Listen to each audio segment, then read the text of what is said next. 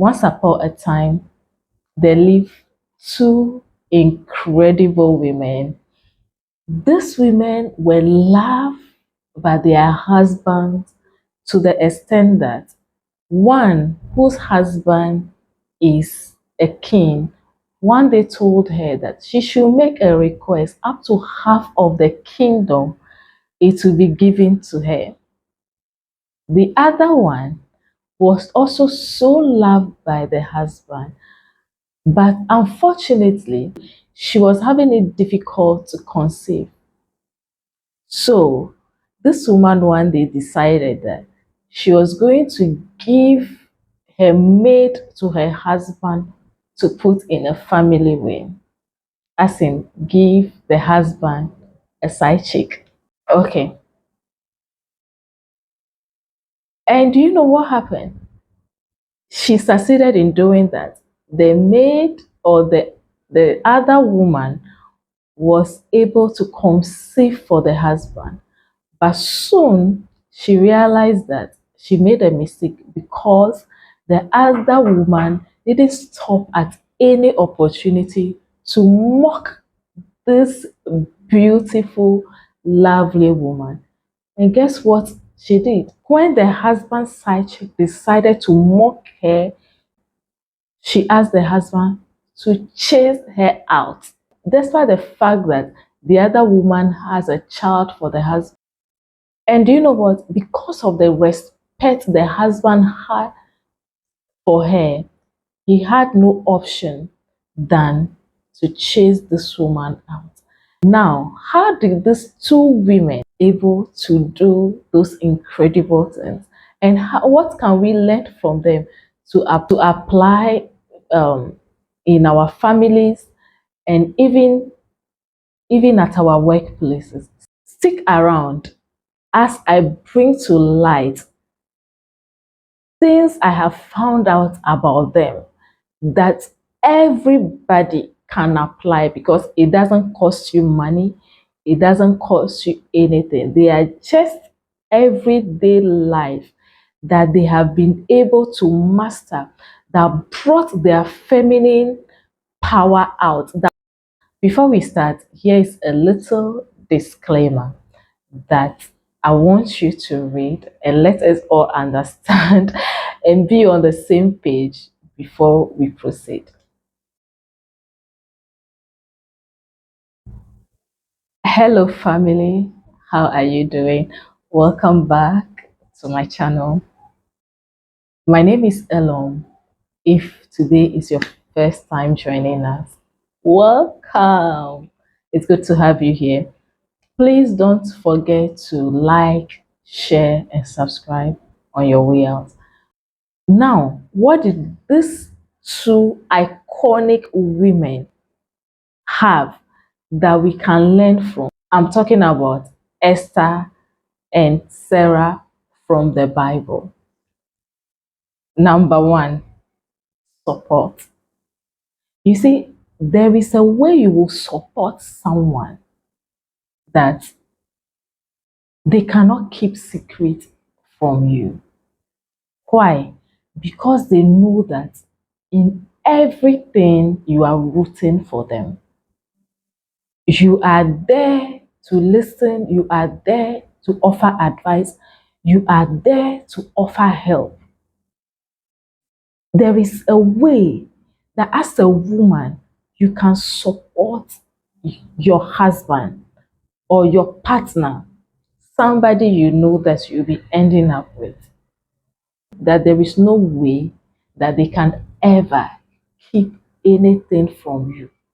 That they will always run to you and run their thoughts by you first because they know that when they share it with you, you will give them a good advice. Not only a good advice, an advice that comes from a good place, an advice that comes from a supportive partner or a supportive wife. You see, Sarah was somebody who supported the husband in every single way. Sarah even followed Abraham. When God called Abraham to go to a land God will show her, Meaning that what? At that time, Abraham had not even seen the land. It was just a promise.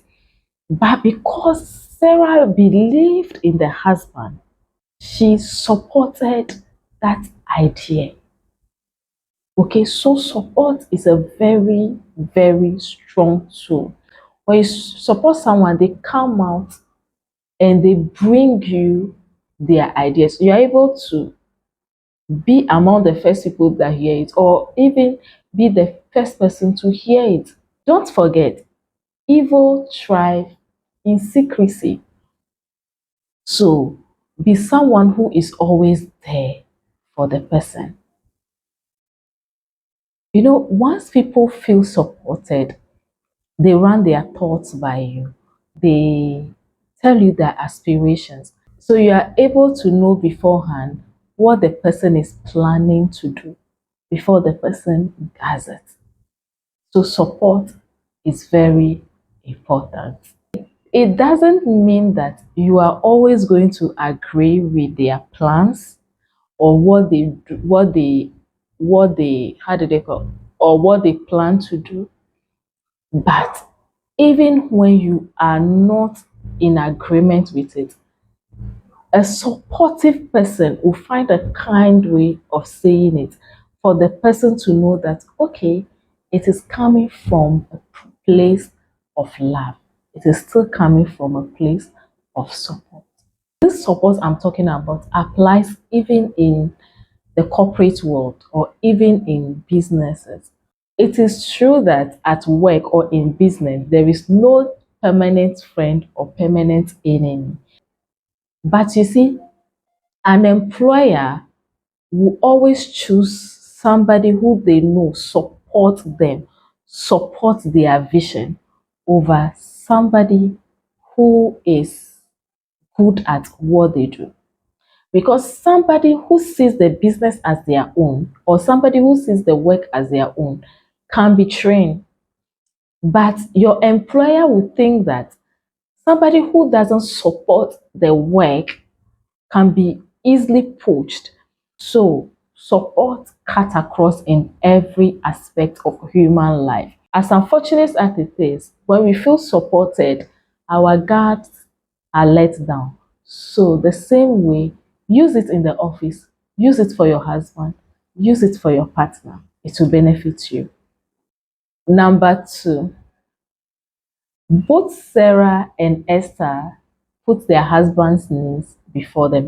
They master that act. It's not like they neglect themselves, but they master the act of or making sure that their husbands are satisfied so that their husbands can attend to them. When Esther approached her husband to intercede on behalf of the Jews because of the plans Haman had for them, when the husband, the king, extended the royal scepter to her, she just didn't go and started talking. Okay? She knew that her husband at that point has been away for something. So she made sure she fed the husband first. A hungry man is an angry man. So this woman made sure that she, what a man that has been away for some time needed is food, is peace. So she made sure that she fed him first and at least he was full first before she relays her issues as pressing as it is. And you agree with me that it is only an evil person that when you satisfy them first, or when you will do good to them first, and they will pay your good with evil. It is only an evil person that will do that. Number three, humility. Look, men have ego, and it is only a woman who knows how to massage their ego that will be able to get them to do their bidding. For lack of better words, ego is like a drag. So they keep coming for a feast. So knowing how to massage that ego is what keeps them doing your bidding. King Hehes, that is Esther's husband, divorced Vashti just because his ego was bruised. And look at the replacement, Esther, a very humble person. That shows that humility is very important to men. And being humble doesn't mean that you should become a doormat. No. You can be humble without being a doormat. You can be humble, speak your mind, but speak it respectfully. Speak your mind, but speak it calmly. Speak it with kindness. Speak it with love. And do not disgrace your partner in the presence of others. Let your corrections be at home when the two of you are together. That is humility. Same way with Sarah. It takes a humble woman to say, I will agree for you to say that I am your sister so that your life can be spared. And Sarah was a woman that did that. She didn't go telling, she didn't go devouring the husband's secret outside. She knew how to keep the husband's secret and not disgrace him outside. So do not disgrace your partner outside. When you disagree, find a way to correct it between the two of you. Finally, number 4, these two women both have unshaken faith in God. Look, the Bible says what? In vain do we labor if the hand of God is not in it. So you cannot do anything without God. These two women knew that. And these two women involved God in everything that they did. Esther involved God even before she approached the husband. She asked for a fast. When Sarah was looking for the fruit of the womb, she involved God. When Sarah's husband said, God said I should move, she trusted that as far as God said it, he will bring it to an expected end, and she followed the husband. These women knew God. These women trusted God. You cannot do it all alone. The heart of the king is in the hands of God. So are the hearts of your husbands, your partners, and your bosses. They are all in the hands of God. So seek God in everything you do.